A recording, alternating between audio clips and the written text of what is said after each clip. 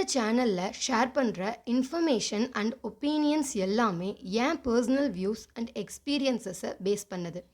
It does not represent any organisation and மற்றவங்களோட perspectives டிஃப்ரெண்ட்டாக இருக்கலாம்.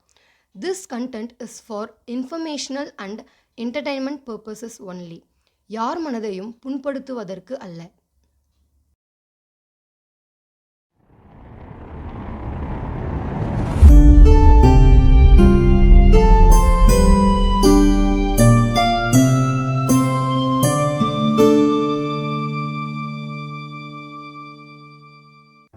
Hi readers, it's Shelfie time. இன்னைக்கு நம்ம சேனலில் ஏன் the fault in our stars எல்லா புக் ரீடர்ஸ்க்கும் மஸ்ட் ரீட்னு பார்க்க போகிறோம். ஃபர்ஸ்ட்டு பிளாட்டை பற்றி சொல்கிறேன். ஹேசல் கிரேஸ் லான்காஸ்டர்னு ஒரு 16 வயசு பொண்ணு தான் நம்ம ஃபீமேல் ப்ரோட்டகனிஸ்ட். ஹேசலுக்கு 13 வயசில் கேன்சர் வந்துச்சு.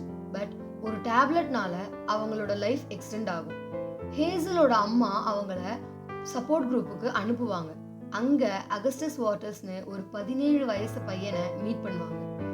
அகஸ்டஸ் தான் நம்ம மேல் ப்ரோட்டகனிஸ்ட். அகஸ்டஸ்க்கும் கேன்சர் இருந்திருக்கும். பட் அது லெக்ல மட்டும் பரவலதுனால அவரோட லெக்கை ஆம்பிடேட் பண்ண அப்புறம் கேன்சர் கியூர் ஆகிருக்கும். அகஸ்டஸோட ஃப்ரெண்டு ஐசக்காக சப்போர்ட் குரூப்புக்கு வந்திருப்பாரு. தென் ஹேசலும் அகஸ்டஸும் ஸ்லோவாக ஃப்ரெண்ட்ஸ் ஆவாங்க. ஹேசல் த இம்பீரியல் அஃப்ளிக்ஷன்னு ஒரு புக்கை சஜஸ்ட் பண்ணுவாங்க அகஸ்டஸ்க்கு. இந்த புக்கு ஒரு கேரக்டராகவே டிராவல் ஆகும். ஹேசல் லைஃப்ல என்ன டிஃபிகல்ட்டிஸ் ஃபேஸ் பண்றாங்க, எப்படி ஃபேஸ் பண்றாங்கன்றது தான் மீதி ஸ்டோரி.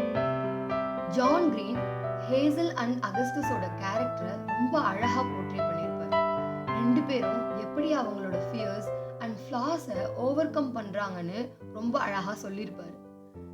ஹேசல் அண்ட் அகஸ்டஸோட கான்வர்சேஷன் எல்லாமே ரொம்ப கியூட்டாக இருக்கும். அட் த சேம் டைம் இந்த புக்கு உங்களை கண்டிப்பாக அழ வைக்கும். ஜான் கிரீன் கேரக்டர்ஸோட எமோஷன்ஸை ரொம்ப ராவாக காமிச்சிருப்பார். ஐ ஆம் பிரிட்டி ஷோர் இந்த புக்கு படித்து முடிச்ச எவ்வளோ வருஷம் ஆனாலும் உங்களால் அகஸ்டஸை மறக்கவே முடியாது. காஸ் என்னால் கண்டிப்பாக மறக்க முடியாது. இந்த புக்கில் ஆத்தர் ஃப்ரெண்ட்ஷிப்பையும் ரொம்ப நல்ல போர்ட்ரே பண்ணியிருப்பார். நம்ம எந்த புக்கை படித்தாலும் நம்மளால ஒரு சில பார்ட்டை மறக்கவே முடியாது.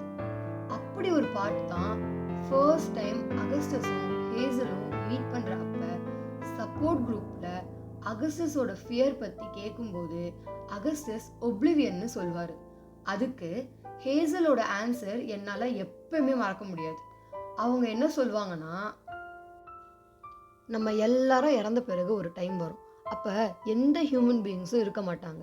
நம்ம ஸ்பீஷீஸ் இருந்ததுனோ எப்படிலாம் வாழ்ந்தோனோ ரிமெம்பர் பண்ண யாருமே இருக்க மாட்டாங்க. ஏன் அரிஸ்டாட்டில், கிளியோபெட்ரா உன்னை கூட ஞாபகம் வச்சுக்க ஆளே இருக்க மாட்டாங்க. நம்ம ஹியூமன்ஸ் பில்ட் பண்ணது, எழுதுனது, யோசிச்சது, டிஸ்கவர் பண்ணது எல்லாமே மறைஞ்சு போயிருக்கும். அந்த காலம் நாளைக்கோ இல்லைனா மில்லியன் இயர்ஸ்க்கு அப்புறமோ கூட வரலாம். உலக அழிவை சர்வை பண்ணாலும் எவ்வளோ காலத்துக்கு தான் சர்வை பண்ணிகிட்டே இருப்போம். ஆர்கனிசம்ஸ்க்கு கான்ஷியஸ்னஸ் வர்றதுக்கு முன்னாடி ஒரு டைம் இருந்த மாதிரி அதுக்கு அப்புறமும் ஒரு டைம் இருக்கும். அப்படி எல்லாரும் நம்ம மறந்துடுவாங்கன்னு பயமா இருந்தா அதை இக்னோர் பண்ணு. எல்லாரும் இக்னோர் தான் பண்றாங்க. இந்த புக்கை பத்தி சிம்பிளா சொல்லணும்னா, நீங்க ரீடிங் ஸ்லம்ப்ல இருந்தா இது உங்களை வெளியே வர வைக்கும். பட் இந்த புக்கு எல்லாராலும் படிக்க முடியாது.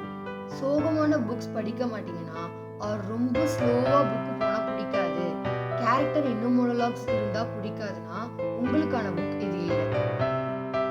பார்க்கும்போது புக்கோட கவர் ரொம்ப கலர்ஃபுல்லா இருக்கும். எனக்கு இந்த புக்கு படிக்கிறதுக்கு முன்னாடி இது ஒரு ராம்காம்னு நினைச்சேன். But it's more then that.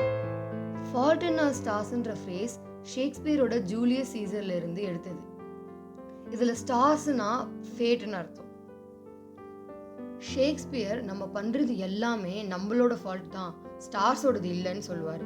But John green அதை ஆப்போசிட்டாக சொல்லுவார்.